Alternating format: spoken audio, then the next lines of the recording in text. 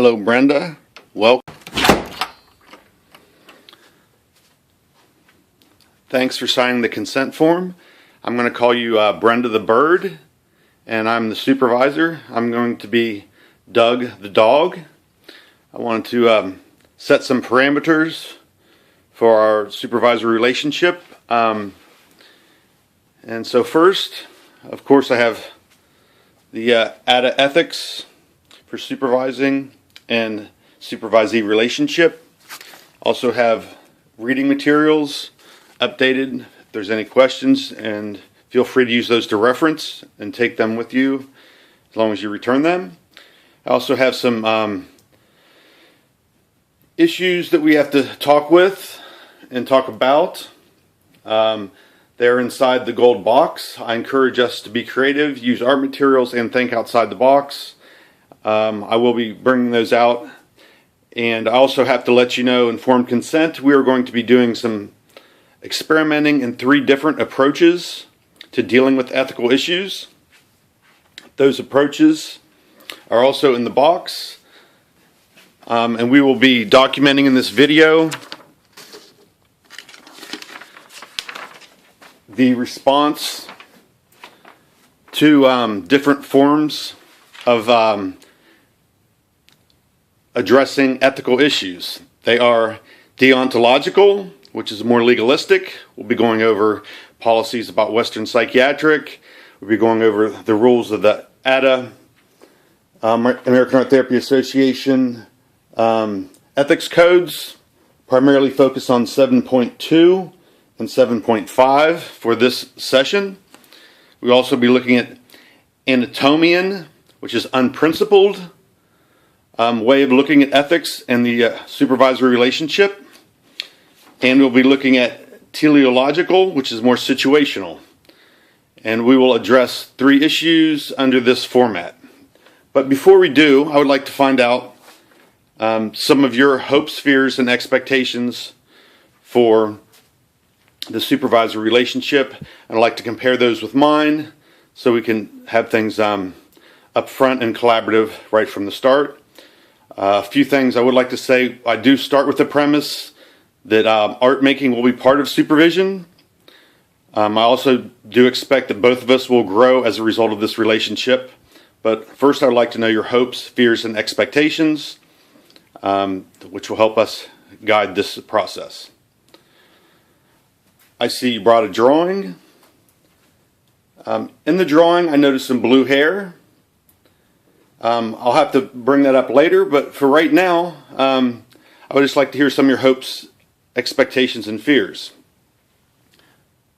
Yes, I'm hearing your hopes are to go on and get a doctorate in clinical psychology. You want a wide range of experience with a wide range of populations. I hear that. You're also interested in new knowledge about the clinical practice. I hear you on that. You have some fears, and those are about, you had a bad kind of experience about some dress code issues at school, and you also are unsure if art therapy is respected. That's why you want to go into clinical psychology. That's one of your fears. Okay, and your expectations are that you get a wide range of experience and that you grow as a therapist and artist. Okay. Well, my expectations are to have a good relationship with you and your school and to continue to develop that relationship. It's to provide an experience here that will be beneficial to you in your thesis writing and your personal growth and your professional growth. And the other expectation is that you communicate with me as far as being responsible about issues that arise, that you discuss any problems with me and we can address those. And also that you create art in this context so that we can deepen our awareness of what we do in the practice of art therapy. All right, that's a good start. I do have to say, unfortunately, the first issue we're going to deal with, because it's happening right now, there's a memo on my desk. So I frankly was not aware of this policy, but there is a policy at Western Psychiatric Institute and Clinic about dress code. And I am hearing you, and I heard before about there wasn't a dress code at school, and there was an issue, and I'm sensitive to that, and I want to handle this, correctly. And I also know that I didn't give you a specific policy addressing anything to do with hair color. So I just kind of wanted to start with that. But I do have to address this. So we're going to address this from 3 different perspectives and kind of see how you feel about those. And hopefully this will help me in the future as far as what kind of style as a supervisor or ways to look at ethics. So the first one is going to be, I'm going to approach this from a legalistic point of view. There is a rule about unnatural hair color, and if I take a legalistic approach, I will simply ask you to not work on the unit, go home, change your hair color. That sounds like that's kind of harsh, and you don't feel that's fair because you weren't given a specific dress code about hair. Okay, so I'm going to move to the Anatomian approach, which is unprincipled. Well, to tell you the truth, I don't know about the policy either. I think it's completely ridiculous. People here have red hair. They run around all the time. So don't worry about your hair. As a matter of fact, spike it if you want. And another thing, I don't know why there's this policy on my desk. I think you're just being targeted. Somebody doesn't like me developing this program, me being a big shot. I'm a big CIOT3 in a doctoral program. So they're just kind of targeting you because they're targeting me. So we're just going to ignore it. As a matter of fact, let's just rip this policy up, throw it in the trash. Okay, the next one's going to be the teleological approach, which is more situational. We have to deal with office politics, your institution, your academic institution, our institution here, and all those have rules. Are the rules enforced perfectly all the time? Are they enforced fairly? No. However, I can't ignore the memo, so I think we need to do something about it. I also don't want to overreact, feeling that you're a representative of me and I expect you to be perfect. I frankly see this as a pretty minor thing. Most staff didn't even notice the blue streak in your hair. I hear that it's Halloween and you just want to do something a little bit different. So I suggest that you simply tint it a more natural color. Yes, you can continue to work through the day and we'll just deal with it tomorrow. I also am aware of the situation that there was another issue about our mural painting, the collaborative project. I let you paint, on your own with the clients last weekend, and there's another issue. I'm also sensitive. I don't want to feel like we're piling on things, but it is something else that I have to change by next week. So I just wanted you to be aware of it. So that brings us to the second issue, and that is the dragon image. I realize what is scary to one person may not be scary to someone else. For instance, even me.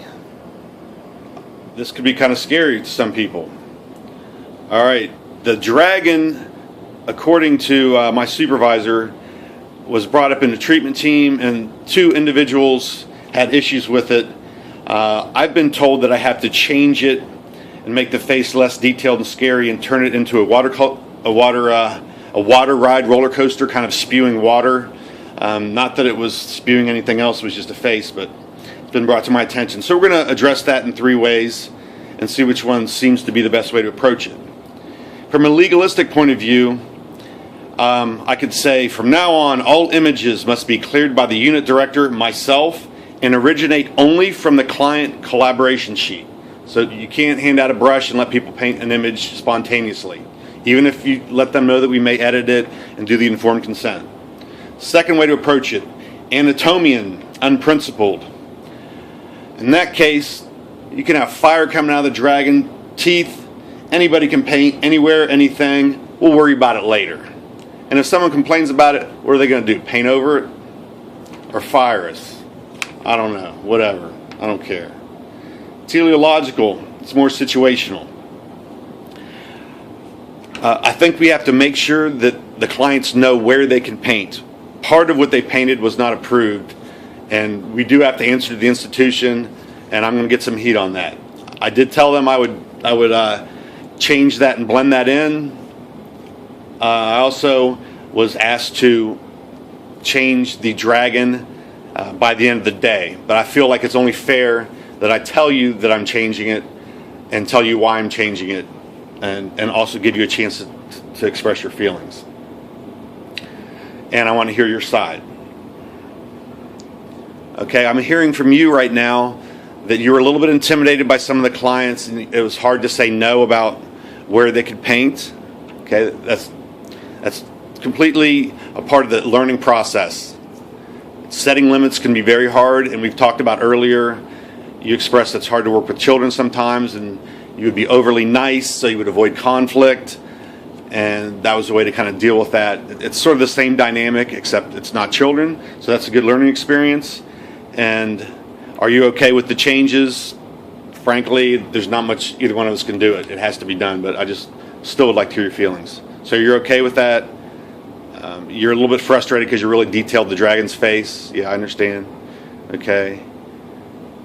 All right. And just to let you know, I'm not taking you off the project or anything like that. You're still trying to give you a little more leadership role, but I will be keeping a little closer look on that. We'll be going off of the collaborative sheet a little bit more, so they're collaborating. It's not just individuals doing their own thing. We want to try to make this thing look like it was thought out, and so we can continue this project. All right. And then our last thing to deal with, we already talked about, and that was balancing all these different areas, which is our relationship, the institution, as well as your college. I think that's going to be it for today. And I'll see you next week. Thank you.